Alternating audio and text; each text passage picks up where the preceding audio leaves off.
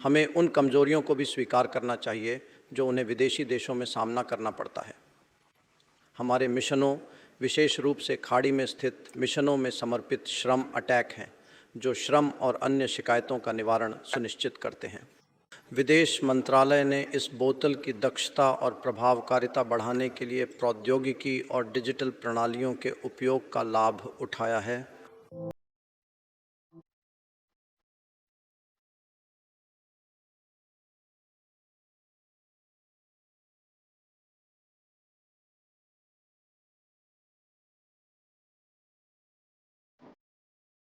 मेरे मित्र और सहकर्मी मनसुख भाई ने कहा, हमें उन्हें कॉल करने के बहाने की ज़रूरत नहीं। हम वास्तव में दो मंत्री हैं जिन्होंने बहुत निकटता से एक साथ काम किया है। मेरे लिए यह कार्यक्रम श्रम और रोजगार मंत्रालय का भी उतना ही कार्यक्रम है, और वास्तव में इस तरह का बहुत तंग काम करने वाला संबंध जो हमने विकसित किया है, वह मोदी सरकार का बहुत ही एक विशिष्ट चिन्ह है। इसीलिए मैं आज बहुत खुश हूँ कि वह हमारे साथ जुड़ सकते हैं, और मुझे यह देखकर बहुत खुशी हुई कि अन्य मंत्रालयों के अन्य सचिव जिन्होंने इस पहल में भाग लिया और योगदान दिया भी यहाँ हैं। इसलिए दोस्तों, मुझे कहने दें कि ई-माइग्रेट पोर्टल का एक नवीनीकृत संस्करण लॉन्च करना मुझे बहुत खुशी देता है, और यह सिर्फ एक डिजिटल प्लेटफॉर्म से अधिक है। यह वास्तव में आशा का एक बीकन है। यह हमारे श्रमिकों और विदेशी भूमि के अधिकारों और गरिमा की रक्षा के लिए हमारी प्रतिबद्धता का प्रतीक है। पोर्टल में जो सुधार हमने प्रस्तुति में देखे, वह वास्तव में नई वास्तविकताओं और परिवर्तनों को दर्शाता है, जिनके बारे में हम सभी वैश्विक प्रवासन गतिशीलता का सवाल देख रहे हैं। वैश्विक ज़रूरतें हैं और अन्य लोग इस पर चर्चा कर चुके हैं। उन श्रमिकों की वैश्विक आवश्यकता है जिनके पास कई कारणों से अपने विशेष क्षेत्रों में डोमेन विशिष्ट ज्ञान है। विभिन्न क्षेत्रों में अच्छी तरह से प्रशिक्षित कार्यबल की यह आवश्यकता केवल और बढ़ रही है। यह स्पष्ट रूप से 2015 से प्रवासन और गतिशीलता से लेकर विभिन्न देशों के साथ जिस गति से हमने बातचीत की है, उस गति में परिलक्षित होता है, और यह भी कि भारत का गतिशीलता पारिस्थितिकी तंत्र कैसे आकार ले रहा है। अब जब मैं गतिशीलता पारिस्थितिकी तंत्र के बारे में बात करता हूं, तो मैं यहाँ विदेश यात्रा करने वाले नागरिक से जुड़े पूरे सामान को मजबूत करने का उल्लेख करता हूं।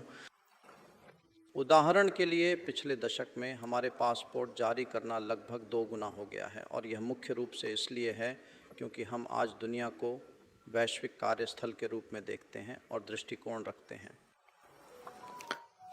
उन लोगों की सुविधा जो पढ़ाई के लिए विदेश यात्रा करते हैं या जो विदेश में रह रहे हैं और हर समय खासकर कठिन परिस्थितियों में कल्याण और कल्याण की देखभाल करते हैं, आज हमारी विदेश नीति का एक बहुत ही केंद्रीय उद्देश्य है। जबकि हम यह मानते हैं कि भारत की अर्थव्यवस्था और वैश्विक प्रतिष्ठा में हमारे प्रवासी श्रमिकों के अमूल्य योगदान, हमें उन कमजोरियों को भी स्वीकार करना चाहिए जिनका उन्हें विदेशी देशों में सामना करना पड़ता है। हमारे मिशनों, खासकर खाड़ी में मौजूद मिशनों में समर्पित श्रम अटैचे हैं, जो श्रम शिकायतों का समाधान सुनिश्चित करते हैं। मुझे यह ध्यान देकर प्रसन्नता हो रही है कि नवीनीकृत ई-माइग्रेट पोर्टल में 24/7 बहुभाषी हेल्पलाइन नंबर भी हैं, जो उनके सामने आने वाले मुद्दों को संबोधित करने के लिए हैं और जिनका सामना करना पड़ता है, जिनके लिए कभी कभी तत्काल समाधान की आवश्यकता होती है। रिट्रेसा मित्रों के लिए प्रतिक्रिया पंजीकरण करने के लिए सुविधाओं के अलावा विदेश मंत्रालय ने इस पोर्टल की दक्षता और प्रभावकारिता बढ़ाने के लिए प्रौद्योगिकी और डिजिटल प्रणालियों के उपयोग का लाभ उठाया है।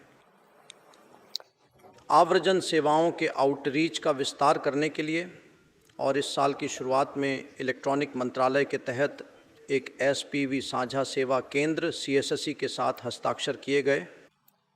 इसे सक्रिय करने के तरीकों पर चर्चा की जा रही है। CSSE की सेवाओं को लागू करके आव्रजन संबंधी सेवाएं 5,06,560,000 से अधिक सामान्य सेवा केंद्रों के माध्यम से प्रदान की जाएंगी, जो इस देश के हर कोने और कोने में फैले हुए हैं और क्षेत्रीय भाषाओं में भी हैं, जो मुझे लगता है कि लोगों को केंद्रित और जीवन की आसानी के लक्ष्यों की ओर बहुत मापा जाता है, जिनका मैंने उल्लेख किया है। ई-माइग्रेट संस्करण 2 पोर्टल को भी डिजी लॉकर के साथ एकीकृत किया गया है और मुझे लगता है कि संयुक्त सचिव ने इसे संदर्भित किया है और ये डिजिटल परिवर्तन में भी एक बड़ा कदम है। इससे प्रवासियों को कागज़ रहित मोड में डिजी लॉकर के माध्यम से मंजूरी प्राप्त करने के लिए विभिन्न दस्तावेज जमा करने और उन्हें सुरक्षित रूप से संग्रहित करने में सक्षम बनाया जाएगा, ताकि पासपोर्ट और रोजगार अनुबंध जैसे सभी महत्वपूर्ण दस्तावेज वास्तव में सुरक्षित हों। मुझे यह जानकर बेहद खुशी हुई कि पोर्टल बीमा पॉलिसियों और शून्य लेन देन शुल्क सहित डिजिटल भुगतान सेवाएं प्रदान कर प्रवासियों के लिए सामाजिक सुरक्षा जाल को व्यापक करने की दिशा में काम कर रहा है। विदेश में नौकरी के अवसरों की खोज के लिए एक वन स्टॉप प्रामाणिक बाजार का निर्माण, जिसे मंत्री ने भी मान्यता दी, और दुनिया के अनुरूप जहां मोबाइल ऐप के विकास के लिए सब कुछ हमारी उंगलियों पर है, जिसे मुझे उजागर करना चाहिए, पहली बार किया गया है। तो ये मेरा आपके लिए संदेश है। आज केवल एक पोर्टल लॉन्च करने के बारे में ही नहीं, बल्कि यह एक सहजीवी संबंध के माध्यम से पारस्परिक रूप से लाभकारी अवसरों को खोलने के बारे में होगा, जो भागीदार देशों में कुशल जनशक्ति और प्रतिभा की आवश्यकताओं को पूरा करेगा, लेकिन जो भारतीय प्रतिभाओं को विदेश में लाभदायक रोजगार के अवसर सुरक्षित करने में भी मदद करेगा। और एक साथ आइए हम सुरक्षित, व्यवस्थित और कानूनी गतिशीलता को बढ़ावा देने के साझा उद्देश्य को आगे बढ़ाएं।